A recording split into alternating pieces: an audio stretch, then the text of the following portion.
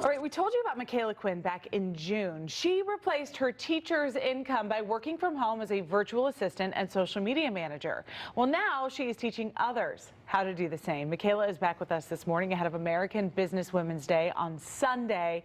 Now, last time we talked about how moms and dads need to figure out their strengths and what they really want to do, whether it's being a virtual assistant, a social media manager, and so on. So once you decide what you want to do, how do you package and promote yourself for the work that you want to do? Yeah, so it's basically figuring out who you want to work with and understanding what they need and pricing your services and knowing where they're hanging out and start building relationships with them to let them know that you can help them, and from there just starting to have a conversation, and if it seems like a fit for both, it's a match made in heaven. And that's a big question too, because when you're just starting out, it's hard to know where do you price yourself. You don't want to be top of the line, but then you also don't want to start working and realize you could be charging a lot more. So how do you find out that balance? So you got to understand what your experience level is and kind of know the standard range, and then kind of try to figure out where you fit in there. So someone very beginner, like for me, I was very beginner because my only background was in teaching and in education. So when I got started, I started out in the entry-level side. So entry-level side is going to be $25 an hour to about $35 an hour. Wow. And as you get more experience and work with more clients, that can increase rapidly though.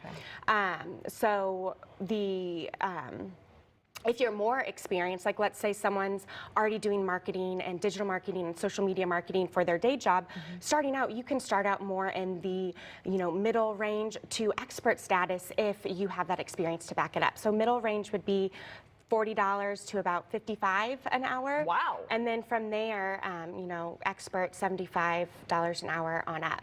And of course, the beauty of what you're trying to help people achieve is this working from home, a nice work-life balance. Yes, absolutely. How big of a difference has that made in your life?